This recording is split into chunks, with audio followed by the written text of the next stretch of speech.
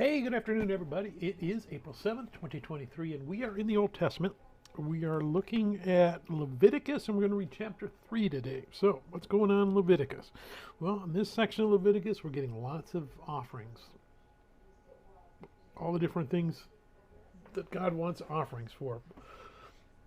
Why do we need to offer? Well, we kind of saw a little hint of that back in Exodus. God is absolutely holy and perfect and amazing. Us, not so much.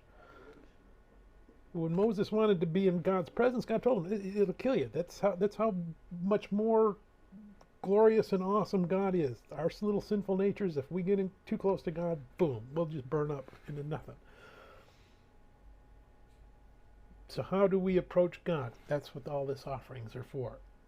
And what we want to see is not as Christians that, I should go and make these offerings, but that this is pointing to Jesus. Why did they have to make these offerings back then? Well, because they didn't have Jesus, number one. Number two, we saw the wages of sin are death. So something has so in order to get forgiveness for the sins, something has to die. Now, ultimately, it's us that dies. But these offerings are, okay, well, we're going to get a life. We're going to sacrifice that life to God as a substitution for our life. Problem is it has to be done over and over again because it can't take away the sin.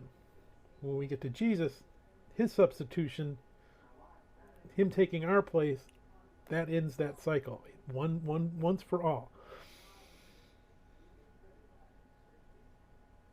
So as we read through all these offerings, keep that in mind. That's what we're seeing. We're seeing this temporary system taken in place to lift us up to the point that we can at least start talking to God and have a relationship with him.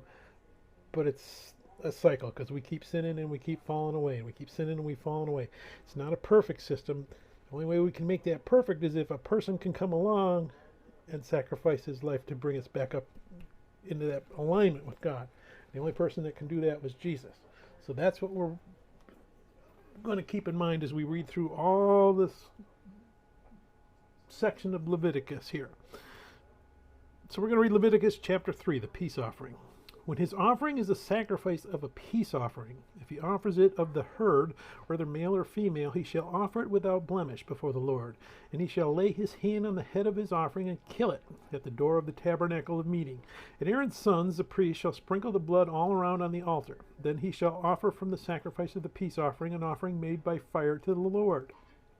A fat that covers the entrails, and all the fat is on the entrails, the 2 kidneys, and the fat that is on them by the flanks, and the fatty lobe attached to the liver above the kidneys he shall remove, and Aaron's son shall burn it on the altar upon the burnt sacrifice, which is on the wood that is on the fire, as an offering made by fire, a sweet aroma to the Lord. If his offering as a sacrifice of a peace offering to the Lord is of the flock, whether male or female, he shall offer it without blemish. If he offers a lamb as his offering, then he shall offer it before the Lord, and he shall lay his hand on the head of his offering and kill it before the tabernacle of meeting. And Aaron's son shall sprinkle its blood all around on the altar. Then he shall offer from the sacrifice of the peace offering as an offering made by fire to the Lord its fat and the whole fat tail, which he shall remove close to the backbone, and the fat that covers the entrails, and all the fat that is on the entrails, the 2 kidneys, and the fat that is on them by the flanks, and the fatty lobe attached to the liver above the kidneys he shall remove, and the priest shall burn them on the altar as food, an offering made by fire to the Lord.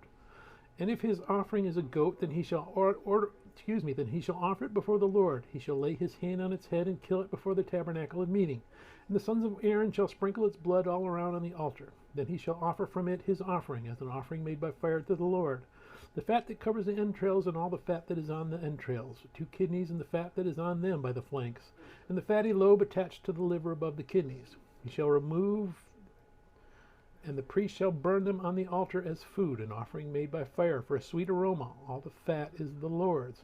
This shall be a perpetual statute throughout your generations in all your dwellings. You shall eat neither fat nor blood. May God bless the reading of his word, and may God bless you. Bye.